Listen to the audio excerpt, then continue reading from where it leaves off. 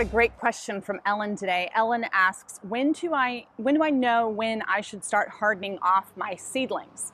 Great question, Ellen. So a few things. First, hardening off is the process of adjusting your seedlings that you have started by seed indoors to outdoor conditions. It's a gradual process. It usually should take at least 8 days, if not more. And basically you're taking a time to slowly adjust your seedlings to outdoor temperatures, whether it's cold in the winter or hot in the summer, and also to direct sun. So the way that I like to do it is I like to take about 8 days. I start in full shade, then I gradually move the seedlings under shade cloth for part of the day, then back to full shade, and then eventually after a few days of that back and forth, slowly getting them adjusted to being able to be under shade cloth full time. And then I gradually adjust them to direct sunlight. So about an hour or two of direct sunlight, back to shade cloth. Next day, 2 to 3 hours of direct sun, back to shade cloth. Really the most important thing is to take your time, because one of the biggest problems with indoor seed starting that I see is that people do not take enough time to harden things off. If you take seedlings started indoors and put them directly outside into the direct sun, 95% of the time they are going to probably die. So hardening off is a really important process. So when do you harden off? The quick and easy answer is you harden your seedlings off before it's time to put them in the garden. Well, when is it time to put them in the garden? There are two different ways that you can do this. If you're starting seeds indoors in cell trays, you can either plant them directly from the cell tray into the ground, and there's many great reasons to do that. It's faster. You don't have to deal with potting them up into a larger pot, and also that tends to take up a lot more room in your seed starting area. So you are ready to start hardening off your seedlings when those seedlings and those cell trays are starting to outgrow the cell trays. A lot of times you can just visually see this, that the seedlings start to become overcrowded. They are starting to compete for light. Another way to tell if your seedlings are ready to come out of the cell tray is to use even just a butter knife or some kind of implement to kind of stick down into the cell itself and pry out the seedling.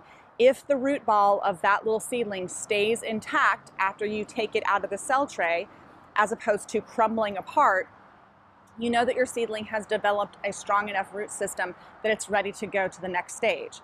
The next stage can be right into the garden, or the next stage could be up into a larger pot. Typically in winter time, because we are dealing with freezing evenings and cold temperatures, it's a good idea when you're seed starting to plan for potting up your seedlings that you started in a cell tray, just so they're larger and more robust and they can handle that transplanting into the direct garden in those cool temperatures. It also just buys you a little bit more time, gives you more flexibility if you pot your seedlings up into a larger pot. I like to pot my seedlings up into 2.5 inch or 3 inch plastic nursery pots.